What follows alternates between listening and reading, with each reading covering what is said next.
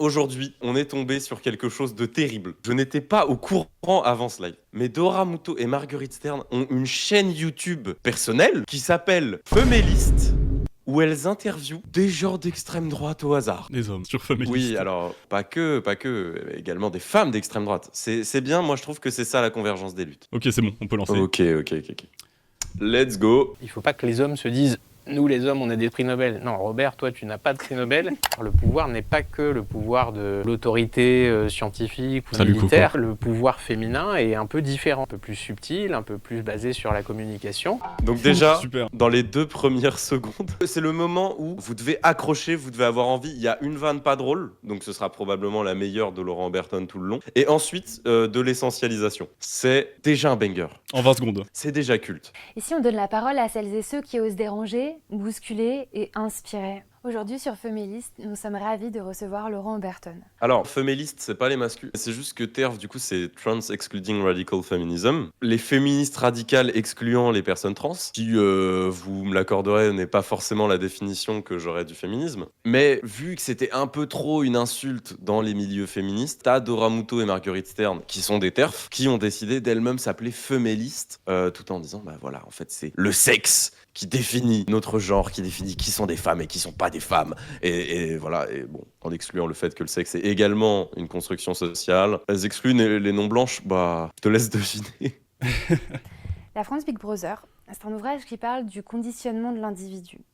Ce qu'il appelle Big Brother, ce sont les médias, les écrans, le gouvernement, l'administration, l'inconscient collectif et les bruits qui courent.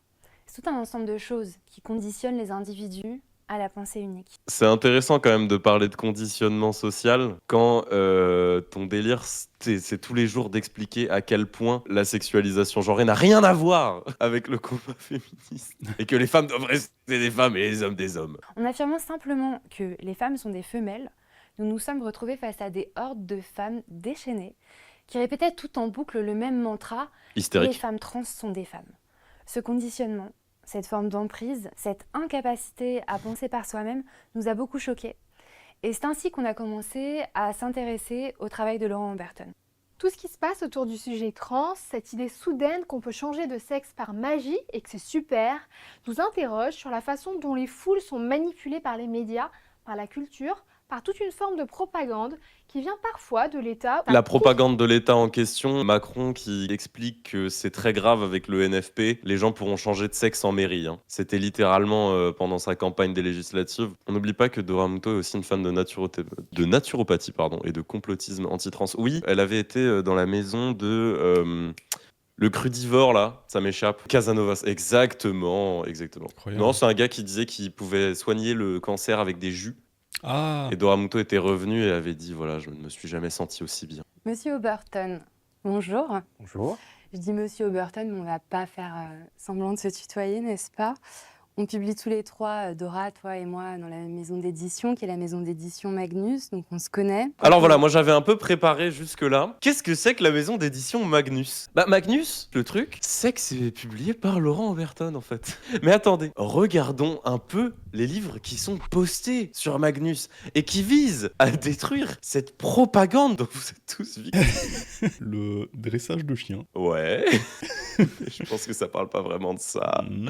Fausse pandémie, vrai mensonge. Ah, la dernière sortie. Voilà, donc Papacito et Marceau, Transmania, Laurent Berthaud. Ah ouais. C'est dégueulasse. Et attention, les plus achetés, c'est Papacito. Papacito. Voilà, ouais. donc voilà, Marceau, pour ceux qui connaîtraient pas, un mec qui a fait des dessins antisémites, néo-nazis, sexistes, racistes, enfin tout ce que vous voulez quoi. Il a été condamné par la justice, quoi, ou en tout cas il y a eu des enquêtes là-dessus. C'est assez terrible. Et vers la fin, t'as, il me semble, un message de Laurent Oberton et Laura Manier, Ouais. les fondateurs de la maison d'édition. Donc elles ne le disent pas dans l'interview, mais effectivement oui, elles publient chez Magnus tout comme Laurent Oberton parce que Laurent Oberton est le directeur de la maison d'édition. Donc ça interview le patron, quoi. Il n'y a pas grand Voilà, en gros, mais c'est pas ça la pensée unique. Hein. Non, ça n'a rien à voir. Ce sera une interview confondante, sans la moindre complaisance. Hein. Ah non, tu vas interviewer ton brother. Hein. Qu'est-ce que- Ah ouais, vraiment. Ça, c'est du journalisme. Je suis allée faire un tour sur les comptes Twitter de tous les auteurs de la maison d'édition. Et il y avait quelque chose qui m'avait marqué à l'époque quand j'étais allée regarder ton compte Twitter, c'est Tous que racistes. tu avais une bio très mystérieuse. Tu avais écrit primatologue.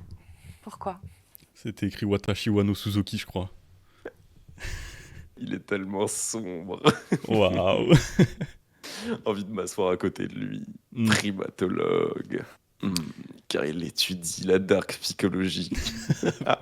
Primatologue parce que moi je suis très intéressé par l'étude du genre humain et c'est un rappel au fait les hominidés appartiennent au genre primate et donc que notre biologie a une importance considérable dans ce que nous sommes et on a eu tendance avec l'histoire et avec notre grande culture, notre gros cerveau à se dire qu'on était très très au-dessus du vivant, mais pas du tout, on en fait partie et c'est à mon avis, ne pas en prendre conscience, c'est un moyen de se tromper toujours dans les raisonnements qu'on va avoir sur notre espèce, notre comportement et tout ce qui Oui. va avec. Non, mais il a raison. À chaque fois qu'on a ramené l'humain strictement à la biologie, ça s'est toujours bien passé. Il y a eu le colonialisme, l'eugénisme, le Troisième Reich, enfin le génocide tzigane, juif, procès de Valladolid, enfin la controverse de Valladolid, où ensuite on a exterminé l'ensemble des Amérindiens. À chaque fois, ça se passe assez bien quand on ramène la biologie pour définir ce qui est intéressant pour le genre humain. Ça sert jamais à des projets en réalité sociaux, Non. génocidaires ou oppressifs. C'est jamais ça l'idée. Donc on te reçoit aujourd'hui pour parler de ce livre. Au tout début du livre, tu écris « Jadis, les écrivains s'efforçaient d'arracher les gens à leur réalité pour les mener dans un monde fictif.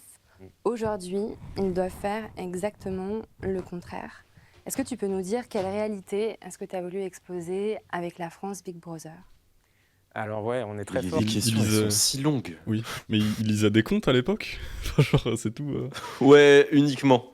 Que des trucs Uniquement. fictifs D'ailleurs, qui ne se rapprochent pas du réel à aucun moment. jamais. Enfin, je veux dire, la saga des Rougon-Macquart, c'est littéralement un truc qui vise à parler de la vie misérable des gens qui vivent dans les faubourgs de Paris au 19e siècle. Germinal, la Zola qui va littéralement dans les mines pour documenter son bouquin. Le mec était tout aussi impliqué sur la scène politique, tout comme Victor Hugo, tout comme Lamartine. Mais qu'est-ce que tu racontes, Laurent? De qui tu parles? Et puis en plus, c'est un très... Tu disais les contes pour faire des Oui, vannes. en plus, oui. Gros, les contes Il y a et les une morale. fables, c'est les premiers trucs qui visent à parler du réel via des éléments fictifs, mais du réel quand même. Tu n'as pas réfléchi en écrivant cette phrase, elle sonnait cool. Ouais, Mm. c'est la même chose que les gamers modernes, genre qui parlent du nouveau Assassin's Creed en mode avant les jeux vidéo c'était pas politique. Avant, ça n'avait rien à voir. Oui, même la mythologie. Mais toute la racine des mythes, ça vise à parler des sociétés humaines. On a fait des mythes pour parler de nous ou pour parler de nos rapports au monde. C'est genre la putain de base de l'étude des récits humains. Ce mec qui est incompétent dans son propre champ d'expertise qui devrait être l'écriture. J'ai l'impression qu'on vit dans un monde qui est complètement fictif, artificiel, qui a été construit par des idéologues ou par des mensonges qu'on se fait à nous-mêmes. Et moi, j'ai voulu remettre les réalités élémentaires, fondamentales au centre du jeu. Dire la réalité, c'est pas ce qu'on veut qu'elle soit, c'est ce qu'elle est. Et on fait avec. On peut trouver que c'est triste ou que c'est bien, mais Inoxtag en tout dirait cas, pas ça, hein. on va avoir des problèmes. Et On Luffy va non se tromper. plus. Ouais, si tu veux, tu peux. Donc moi je me fie plus à Inox, enfin désolé. Hein. Je sais que c'est devenu difficile. Beaucoup de gens préfèrent se réfugier dans l'imaginaire, dans une croyance, une utopie, et quitte à en éprouver des désillusions immenses. Parce que quand on voue sa vie à une croyance et que un beau jour elle s'écroule parce qu'on se prend de face le mur de la réalité, c'est très dur à digérer. Faut quand même décoder un peu son langage. Pour lui, ça veut dire les antiracistes blancs quand ils vont découvrir que les gens qu'ils essayent de protéger sont en fait de dangereux criminels. C'est ça hein, l'idée. Oui. C'est ça l'idée de la croyance, l'utopie, machin. Comme primatologue, hein, ce sera pour justifier plus tard des éléments racistes, des éléments sexistes, tout ça. Hein. Ça fait le grand penseur, mais si jamais il disait le fond de sa pensée directement, on va capter immédiatement qu'il est d'extrême droite, même si, bon, vous connaissez les dog whistles ici, et vous savez par qui il est invité et qui il est. Donc c'est déjà trop tard, Laurent, ça ne sert à rien. Alors dans la France Big Brother, tu fais beaucoup référence à Orwell. Quel est ton rapport à cet auteur? J'avais trouvé qu'il y avait quelque chose de vraiment intéressant dans sa vision d'un monde contrôlé, cloisonné. Évidemment un peu excessif par rapport à ce qu'on connaît, parce que c'est plus subtil le conditionnement aujourd'hui. Il n'y a pas besoin d'interner les gens et de les torturer pour les emmener là où on veut. Le dressage s'est amélioré. Et je trouve on pouvait L'œuvre transposer. d'Orwell, c'est quand même passer son temps à expliquer que la pire chose qui soit arrivée, c'est effacer des éléments culturels. Il a pas lu Orwell ou il s'en souvient mal? Parce que justement, c'est pas dans la violence du monde de 1984 que les choses sont les plus inquiétantes. C'est justement dans l'effacement de la réalité, dans l'inversement de la charge des mots, etc. Et oui, Orwell détesterait ce mec. Qu'est-ce qui fait que dans ta vie, à toi, tu t'es rendu compte qu'il y avait un système qui était mis en place? Marguerite et moi, on s'en est rendu compte beaucoup à travers le harcèlement que nous, on a vécu. Et donc, tout le système médiatique, étatique, etc., nous a tout d'un coup nous est apparu. Et du coup, on se demande, qu'est-ce qui a fait qu'un jour, tu t'es dit, mais merde, en fait, les choses sont organisées d'une certaine façon. Et surtout, j'ai envie de le raconter aux autres, j'ai envie de le montrer aux autres, j'ai envie que ça saute aux yeux aux autres. Ah, j'ai des souvenirs vraiment d'enfance, pour le coup, peut-être à 9 ans. À 9 ans, je reste sur cette idée qu'à l'année de mes 9 ans, j'ai compris beaucoup de choses. Et j'avais dû voir chez Ouais, un bah professeur. depuis, il a pas trop évolué. On dirait, hein. Franchement, j'ai tout compris à ce moment-là, et puis j'ai arrêté de réfléchir. Vous avez réalisé, Dora Muto et Marguerite Stern, l'organisation sociale, genre que les structures sociales existaient. Quand vous avez sorti votre bouquin et que vous vous êtes fait harceler, vous aviez genre 20, 25, 30 ans. Genre, vous aviez pas compris qu'il y avait une structure sociale. Vous étiez tellement obnubilé par vos privilèges de femmes blanches, riches, que vous réalisiez pas l'importance de ces privilèges. Ou... Le premier harcèlement qu'elles ont subi, c'est après avoir sorti un bouquin qui était plébiscité par l'entièreté de la sphère bolloréenne. Je veux dire, ça va, il y a pire comme manière de te réaliser.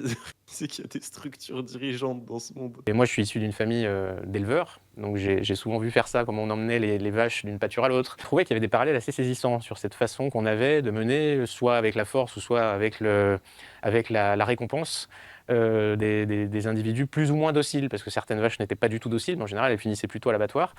Et les autres, voilà, les autres vivaient très bien comme ça, avaient tout ce qu'il leur fallait, elles étaient très heureuses, et voilà, leur existence se résumait à ça. Mais j'ai vite fait ce parallèle, et quand j'ai été ensuite dans le monde déjà des études, j'étais étudiant en histoire, j'ai continué à constater ça, que l'histoire était moralisée. En Les études médias font ça. d'histoire, on moralisait l'histoire. Ah ouais? Il a pas trop kiffé le chapitre sur la Seconde Guerre mondiale, peut-être. Ouais, il a pas... Parfois, il y a quand même des trucs un peu moraux, mais bon. Parce que moi, je fais des études où il y a de l'histoire, et vos moralisations des faits, c'est assez peu présent, quoi. Ouais. Reconnaître qu'il y a des questions de criminalité et de responsabilité dans des événements horribles de personnes ou de groupes d'individus ou de pays, c'est de la moralisation, je pense. C'est la morale. Parce que beaucoup de consommateurs d'actualité n'ont pas de recul par rapport à l'image. Le journaliste dit ça, c'est comme ça et c'est ce que je dois penser. Et moi, j'ai tout de suite vu à quel point le média, justement, était le grand transformateur des faits en un bien moralisé, un bien de conditionnement des esprits. Et à partir de là, j'ai constaté que là où ça pouvait nous mener, c'était alors soit la falaise, soit l'abattoir, comme on veut, mais en tout cas, l'issue pouvait être vraiment très dangereuse.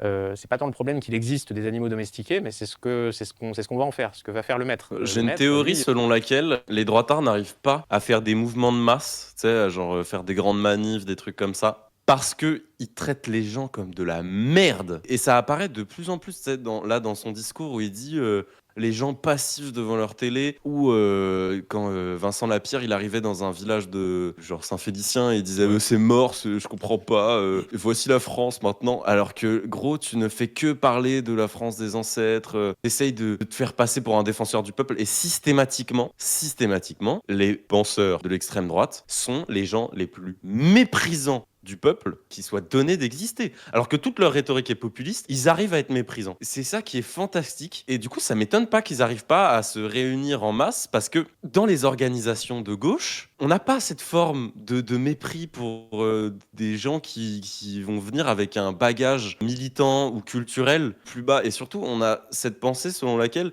les individus repèrent un peu, ont des grilles de lecture déjà implantées. Et donc, par exemple, ne bouffent pas, comme il le dit, tout ce que les médias vont leur donner. Les gens se repèrent un peu par rapport à leurs conditions matérielles d'existence. Et c'est pour ça que la gauche, on essaye de faire un travail sur les gens pour organiser leur colère, pour organiser leur point de vue, construire quelque chose d'un mouvement militant avec tout ça. Mais on part pas du principe que les individus sont des teubés perdus à qui il faudrait donner des récompenses ou des punitions comme le veut ce mec d'extrême droite. J'aimerais que tu nous dises, en vrai, Big Brother, c'est qui, c'est quoi, et est-ce qu'on est soi-même parfois son propre Big Brother ? Alors Big Brother, ce serait cette pyramide, que certains parlent de cathédrale, en tout cas, c'est une organisation qui n'a pas de super chef. C'est une coalition d'intérêts moralisés qui détiennent un pouvoir sur aujourd'hui le monde entier.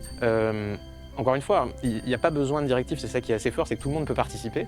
Ouais, j'allais le dire, Rose. Oui. Mais on voit la goutte de sueur qui commence à pop sur son front. Genre, il se concentre pour Ouais. pas dire juif. Vraiment, hein. Bah, l'extrême droite retombe dans ses travers, mais non, hein, dans tout ce qu'elle a toujours été. Dans ses grands classiques. Ouais, c'est ça, hein. On parle de la bourgeoisie. J'ai l'impression que tu parles pas de ça. Non. Parce que tu sais que c'est eux qui parlent de tes bouquins. C'est une coalition moralisée à laquelle tout le monde participe. C'est n'importe Ouais. qui. C'est le système. Mais davantage quand même, certaines. Il y a quand même 2%. Traiter les humains comme des animaux domestiques, c'est du racisme déjà. Bah, en fait, c'est surtout qu'à l'extrême droite, t'as une forme de culte de l'individu maître de lui-même et surtout capable de guider les foules, quoi. Et donc traiter les autres d'animaux domestiques, c'est pas mal, c'est pas bien. Faut arrêter de moraliser les choses. C'est juste un fait. Il va falloir qu'ils aient une personne, un leader charismatique par exemple, pour les guider face à l'oppression du système. Si jamais ça vous rappelle d'autres rhétoriques, c'est pas un hasard. Big Brother, c'est le constat qu'après la guerre, la dernière guerre mondiale, le pouvoir traditionnel par la force, parce que j'ai la plus grosse armée, parce que je suis le plus méchant, etc., et que j'ai des idées que je dois imposer par la force, c'était plus possible. L'Occident a commencé à partir de là à se renier, à dire mais non, on fait trop de mal, il y a les colonisations, etc. Et la seule manière de dominer qui était admise devenait flagellation. Nous sommes le mal, on n'aura pas Pardon assez de Qu'est-ce qu'il sacrifices raconte pour expier. Parce qu'on a donné les colonies après la Seconde Guerre mondiale. On s'est rendu compte que c'était mal, qu'on était méchants. Ouais, sûrement, ouais. Ouais. Mais d'ailleurs, en fait, il devait pas y aller très très souvent à ces cours d'histoire moralisateur quand même, parce qu'il a manqué 2-3 éléments, je pense. Hein. Mais c'était quoi la guerre d'Algérie? Gros, on a tué tous les leaders des mouvements socialistes, communistes, des mouvements indépendantistes qui nous convenaient pas. Et ensuite, on a appelé ça les indépendances négociées. Vous irez voir l'histoire de la décolonisation du Cameroun, parce que effectivement, déjà, il y a la guerre d'Algérie et d'Indochine qui contredit absolument son propos. Mais les autres pays d'Afrique que la France possédait, on les a pas rendus comme ça. Hein. La France-Afrique, ça s'est pas fait à base de... On a négocié avec les gens qui voulaient être indépendants. On a tué les gens qui voulaient être indépendants. Et ensuite, on a mis des gens qui étaient d'accord avec nous. Et on a fait, tenez, prenez un pays, ce sera plus simple à gérer. Voici le franc CFA, bonne chance. Et puis ensuite, on a pris leur port, leur chemin de fer, leurs ressources. Mais ils avaient un drapeau à eux, hein.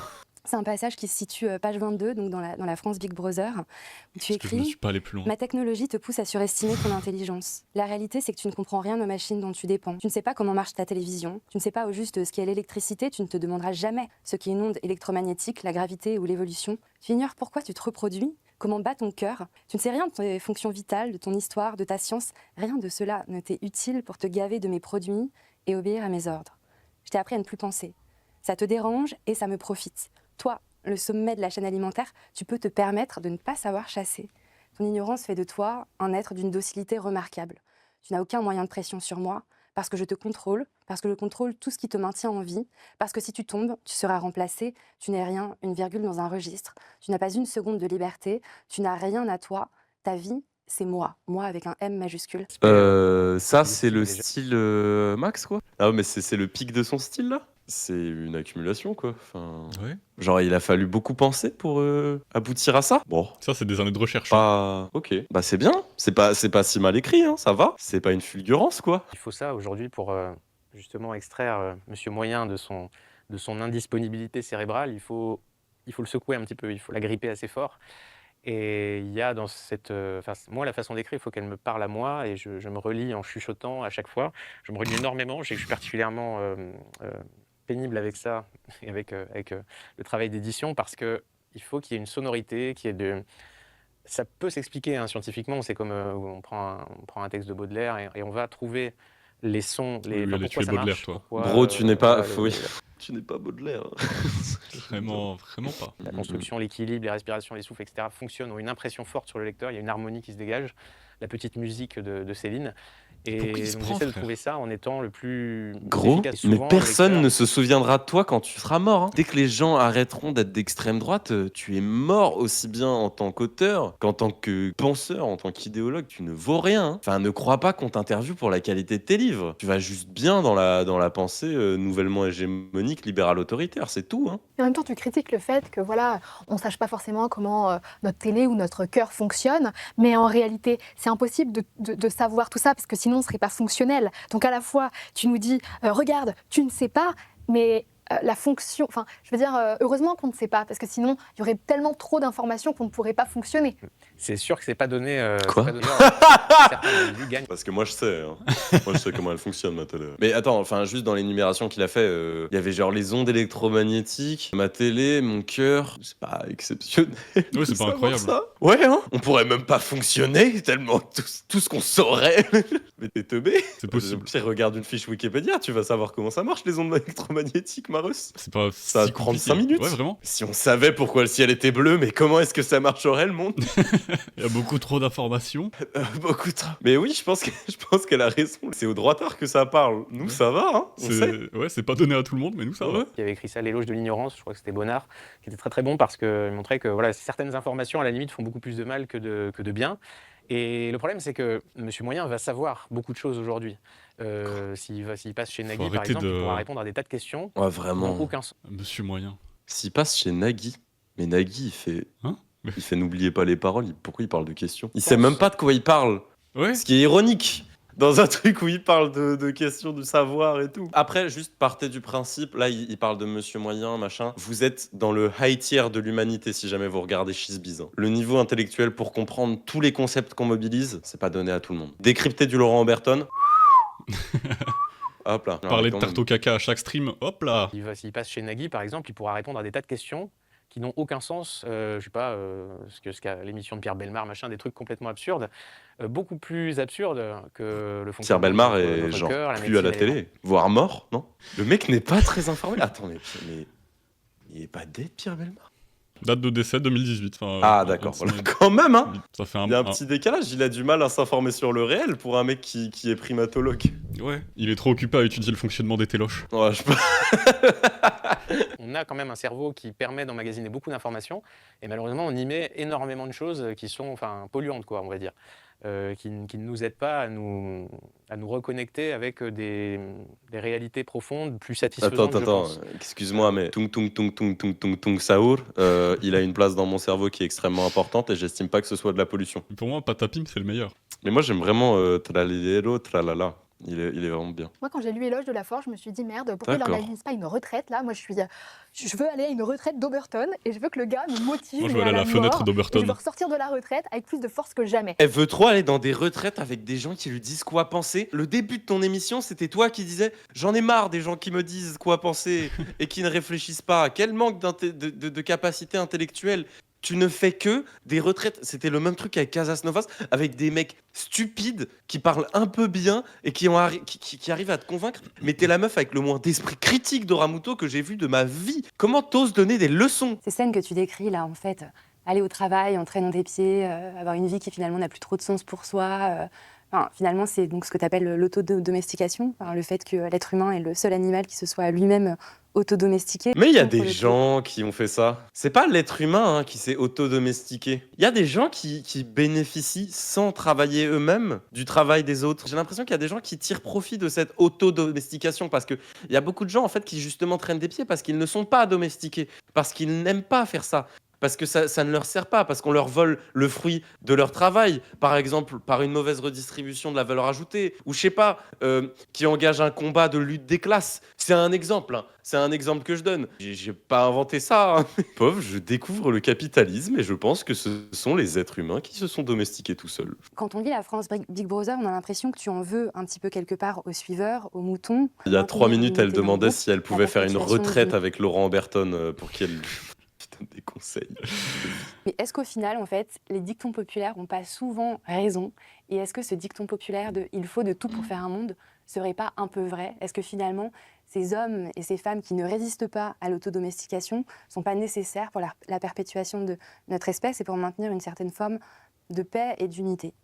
Alors c'est vrai que Je c'est traduis, on veut renouveler le système bourgeois. Il nous faut des gens qui réfléchissent pas trop et qui soient pas militants, qui essayent pas de réfléchir à leurs propres intérêts individuels et de classe. Il nous faut des gens à exploiter, quoi. C'est ça la traduction, Marguerite. pas Chouette. changer Monsieur Moyen en Achille, Oh là ça, là. ça va pas être possible. Je m'adresse toujours, de toute façon, un livre s'adresse toujours à une petite minorité de gens. Déjà, les lecteurs sont très minoritaires sur cette terre, et ceux qui lisent des livres qui demandent réflexion le sont encore plus. Et ceux qui vont faire quelque chose de la wow. lecture, plus encore. Donc il y a plus grand monde à la fin.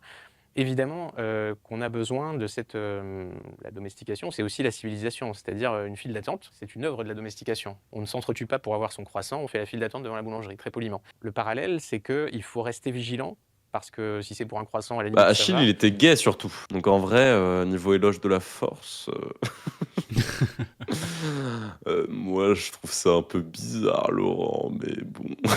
C'est qui Monsieur Moyen? Monsieur Moyen, c'est l'archétype qui est de celui qui va regarder le journal de télévisé de TF1. En vrai, j'aimerais tellement que dans ces grands schémas de pensée, etc., il donne juste un exemple quelquefois. Juste pour faire genre, la droite c'est le réel, etc. Parce que là, c'est long, quoi. Dis-toi, on est en 1,25 depuis tout à l'heure et ça va quand même lentement. Putain, c'est vrai. Oui, c'est vrai. Putain, j'ai oublié. Genre, on n'a pas l'impression que c'est accéléré. Ouais. Aujourd'hui, on va sensibiliser Robert à la question de la transition, par exemple. Robert, il y a 10 ans, n'avait jamais entendu parler, ne savait même pas que c'était possible, que ça puisse exister un jour. Aujourd'hui, maintenant, il sait que c'est Oui, important. oui, d'ailleurs, que ça concerne. c'est vrai que généralement, dans la transition de genre, mais on n'arrête pas d'en parler. Mais dans les médias, mais TF1, c'est tous les soirs au journal. Prenez telles hormones. Ah, c'est insupportable. Comment faire vos C'est hormones un- chez vous? Donne un nom d'émission qui a parlé de transidentité positivement, genre récemment. Je crois qu'il y avait 2-3 trucs sur Arte il y a un an. Les masses médias pro-trans. Vas-y. Il parle peut-être de nous, hein. Ouais, on est un mass média, nous. Ah ouais? J'ai été rédac chef adjointe chez Combini. Et ce dont tu parles, C'est pas journaliste, hein. c'est-à-dire que moi, en tant que rédac chef adjointe, j'ai essayé de faire passer des sujets qui n'étaient pas très combinesques, entre guillemets, ou qui étaient peut-être un grade trop féministe, peut-être à l'époque, justement pour le Combini de l'époque, qui est aujourd'hui encore beaucoup plus féministe que moi, mais bon, ça c'est une autre histoire. Mais disons que moi, j'ai vu que je m'auto-régulais parce que tu te prends une fois le directeur de la rédaction qui est au-dessus de toi, qui te fait comprendre que oh, bah, Dora, t'es un peu lourde, hein. 2 fois, 3 fois, 4 fois, et puis à un moment, t'es obligé de rentrer dans les rangs. Et donc, moi, ce qui m'intéresserait, c'est que tu me parles parce que tu as fait une école de journalisme, de comment ça s'est passé pour toi, Ah, et de ce que tu as compris justement de la façon Ah ouais. dont on Ah, les conditionne cours les d'histoire, esprits donc. dans ces écoles, et de comment on fait en fait quand on veut être journaliste et vraiment avoir une parole la plus libre possible. Et je finirai par une autre question auquel tu pourras répondre un peu plus tard. Est-ce que pour toi il existe une neutralité journalistique ou on est sur un mythe absolu? Alors déjà, l'école de journalisme, donc c'est une manufacture un peu. Il faut bien avoir en tête que ceux qui y vont, dans vraiment quasiment tous les cas, en tout cas à mon époque c'était comme ça, sont déjà aspirent à la vertu, donc traditionnelle, tout ce qui va avec le gauchisme, tout ce qu'il est convenu de penser. Parce qu'ils veulent, c'est leur classe sociale qui veut ça, ils veulent appartenir encore plus à cette élite bien pensante, donc très propre moralement sur elle. Donc ils sont déjà dans cette attente-là. Ouais, Ils se retrouvent entre eux. l'élite très propre sur elle, genre Bolloré, Martin Bouygues, comment il s'appelle le gars qui possède et BFM TV avant, et Patrick Drahi. Enfin, toute cette élite bien pensante, humaniste. En fait, Ça c'est ça le renforce. problème quand tu utilises le mot élite pour qualifier semblablement les classes dominantes. Tu n'es pas précis. Parce que à ce moment-là, si c'est les enfants de 4 sub dont on parle, oui, bon, si vous voulez, ils sont plus dominants que les ouvriers, mais c'est pas eux qui dictent le paradigme culturel. À la limite, c'est des rouages, c'est des courroies de transmission, si vous voulez. Parce que souvent, c'est pas les plus militants ou les plus conscients de leur classe. Quand tu parles d'élite, en fait, tu proposes un groupe pas clair, qui se repose sur rien, sur aucune analyse historique ou sociologique. En revanche, quand tu parles de bourgeoisie, on voit de qui tu parles. Parce que très simplement, c'est les gens qui possèdent les moyens de production, qui ont une fortune liée à l'exploitation, une fortune liée à la commercialisation, souvent sont impliqués médiatiquement, sont des figures proches du pouvoir politique, etc. Et c'est déjà beaucoup plus clair. Changer le monde pour son bien, on veut tous édifier Monsieur Moyen, l'éloigner des affreuses pensées populistes, et voilà, lui réexpliquer la vie, on va lui apprendre la culture, l'art contemporain, enfin, on va refaire complètement ce petit paysage. Ah, Ne va que l'art servir. contemporain, c'est très mal. C'est même de l'art dégénéré, non, Laurent Overton? Ah putain, mais ça. Ouais. Bon, bref. Je sais pas si Le Monde a fait tel titre ou a parlé de tel sujet, Libération peut pas ne pas en parler. Là-dessus, Bourdieu ne disait pas que des bêtises. L'autocensure aussi, comme tu l'as dit, est vraiment permanente dans ces Merci, milieux-là. Laurent Les journalistes, Berton, c'est de exact- juger l'œuvre de Bourdieu avec une pertinence toujours affûtée. Que finalement, aussi bien à gauche qu'à droite, il n'y a pas vraiment de neutralité, il n'y a que de l'idéologie partout. Oui, dans je ce suis, texte. ouais, je suis assez d'accord. Je pense pas qu'on puisse faire acte de pure neutralité. Ce serait trop complexe pour nous. Il faut admettre qu'on est fait comme ça, de sentiments, justement, les C'est gens quoi qui du s'abonnent journalisme par sans rapport à idée leur, Du jardinage. Ah non, pardon. Non, mais c'est juste regarder des trucs, quoi. Ouais. Et c'est juste une caméra qui filme. On dirait les gars sous Champy qui découvrent l'empathie à genre 25 ans. Là, ils découvrent que la neutralité, ça existe pas à genre 47 ans, frère. J'ai l'impression qu'il y a que de l'idéologie maintenant. Ah ouais. Eh ouais, c'est dingue, hein. Qu'est-ce qui fait que tu n'es pas Monsieur Moyen? Est-ce que c'est une histoire de QI? Est-ce que c'est une histoire d'éducation? Alors, Pourquoi? je ne serais pas catégorique, je pense que je suis encore, on ne peut pas s'extraire complètement de Monsieur Moyen, que je suis encore très souvent très Monsieur Moyen, parce que Quelle je humilité. fais partie du lot, que j'ai souvent dû modérer mon discours, mes propos, ou fait attention, ou pas dit telle chose que j'aurais dû dire à tel moment, parce qu'il y a cette pression. Je pense que personne ne peut vraiment se vanter d'y échapper. Ouais, c'est vrai, il a quand même une haute estime de lui-même quand il se qualifie de moyen. Mais il se qualifie C'est de très moyen pour se mettre au-dessus, alors que c'est vraiment l'homme Bah, le bien plus sûr. mid de France, genre. Moyenne très basse. Tu dis qu'on est tous parfaitement uniques de par notre code génétique. Ça pose un peu la question du libre arbitre. Est-ce que tu crois au libre arbitre et si oui, dans quelle mesure? Bah non, pas vraiment, parce que c'est cette, Attention le le statut spinoziste. qu'on a d'être vivant fait que on obéit à un programme. Alors, le programme, il s'adapte à des circonstances, à des événements, à notre expérience, à nos connaissances, à tout un tas de choses, mais Pardon, c'est quand même un pardon, je programme croyais qu'il assez allait dire rigoureux. des trucs un peu... Pardon, non, même pas. Je pensais qu'il allait dire des vrais trucs. J'avais oublié que pour lui, il y a un programme inscrit dans notre génétique. Et j'étais pas au courant qu'il y avait des lignes de code pour nos programmes. La liberté, c'est un mot qu'on se donne pour sauver notre orgueil, mais malheureusement, non, on est des petites machines programmées. Le tout est de ne pas vraiment devenir un programme qui ne peut même plus, qui n'a même plus de marge de manœuvre. Parce que la domestication, c'est, je disais, le bétail. Et au bout du compte, c'est le socialité. Ça veut dire c'est la Mais- fourmilière ou la termitière. C'est vraiment des Attends, soldats programmés qui- pardon. Il vient de se contredire. Il vient de dire, on n'a pas de liberté, c'est un grand mot qu'on se donne à un. Into, mais faut garder une marge de manœuvre. Bah, du coup, c'est la liberté, la marge de manœuvre en question. Dis-nous, hein. On fait comment? Mais elle n'existe pas sous le socialisme. Attention, socialisme. Alors, on n'a pas de liberté de base, mais avec le socialisme, on a encore moins de liberté. Donc voilà. Bon, on n'en avait pas, hein, mais on n'en a plus du tout. Il y a une subtilité. Comment expliquer la délinquance des étrangers si on ne crée pas la thèse de la programmation génétique? On va pas parler des paramètres intermédiaires et de pauvreté quand même. Bah, sûrement pas. Sûrement pas. Faudrait pas expliquer qu'il y a des contextes sociaux. Non, c'est les gens qui ont le gène de la criminalité. Ah, regardez, en Australie, on a mis plein de bagnards et aujourd'hui, la société, elle est largement née de personnes qui avaient commis des crimes au Royaume-Uni. Et l'Australie est le pays le plus dangereux du monde Bah, c'est en Mad termes Max, de là-bas. délinquance et de criminalité. Bah bien sûr, c'est bien, c'est des arguments faciles à contrer. On peut observer, je sais pas, les chiens par exemple. On voit que par rapport aux loups, ils ont perdu absolument tout ce qui faisait leurs aptitudes de survie dans un milieu sauvage. Et un bon maître peut en faire un peu ce qu'il en veut. L'être humain a suivi cette voie-là. Alors c'est un peu différent. Nous, c'est sans doute l'agriculture, l'invention de l'agriculture qui fait que on peut spécialiser la société. Surtout, on peut inventer l'État parce que à partir du moment où il y a des récoltes, il y a un patron qui peut dire cette part me revient puisque j'assure la sécurité. Et à partir de là, le maître prend son essor, son envol. On peut appeler là, le maître, on a eu Dieu, on a eu le roi, on a eu l'État, on a eu énormément de possibles. Aujourd'hui, encore une fois, Monsieur Quoi Moyen attend plus d'un nouveau maître. C'était quoi la question déjà? Ça m'a fait dissocier, honnêtement.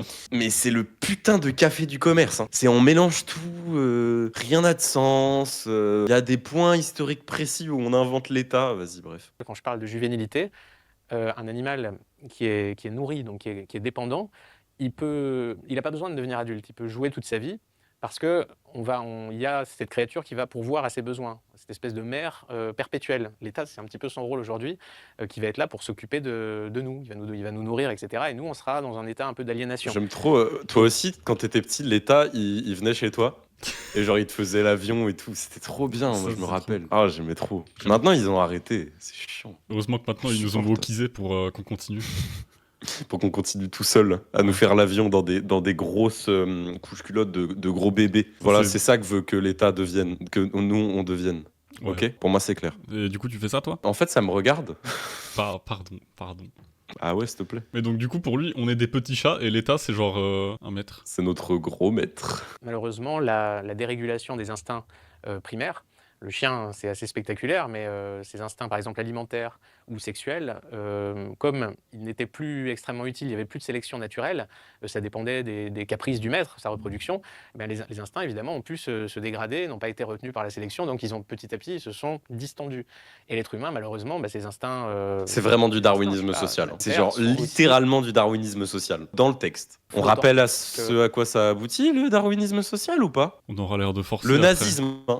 C'est Ouais. genre- Voilà, pour rappel. Entre autres. Ceux, par exemple, des chimpanzés, qui sont nos cousins, nos chers cousins primates, qui n'ont pas eu ce chemin domestique. Donc la mécanique est moins précise, et je pense que si on s'intéressait à ça, on comprendrait beaucoup plus de je sais pas, ce qu'on appelle des déviances aujourd'hui, des attitudes assez improbables par rapport à nos ancêtres.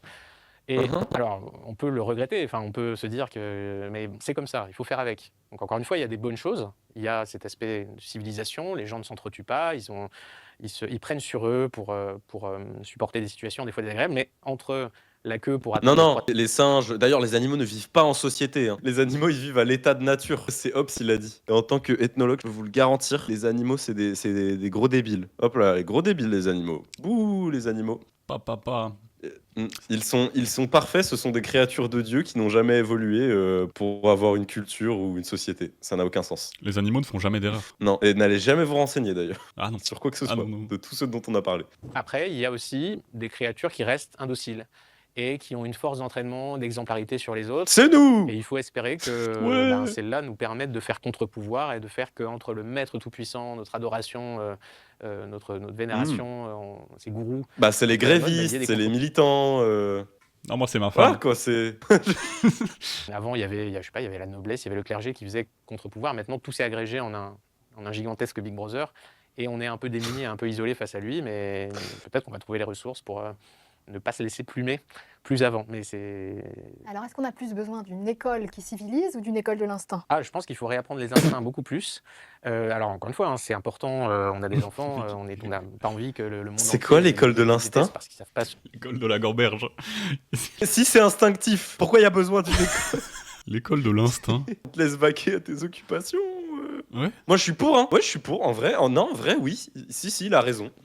Si, il a raison. Il faudrait que les gens ils sortent plus et qu'ils vivent tranquilles, sans qu'on les force à apprendre des trucs chiants. Ouais, réel. Non, si, réel. Allez, hein. On te met avec plein d'autres enfants et tu fais tes bails. Personne te surveille. Moi, je considère que là, notre maître, l'État, au sens large, et tous ces satellites, l'État, et tous ces ok. alliés, et tout ça, nous impose une situation d'insécurité dramatique, nous interdit de prendre en charge cette sécurité.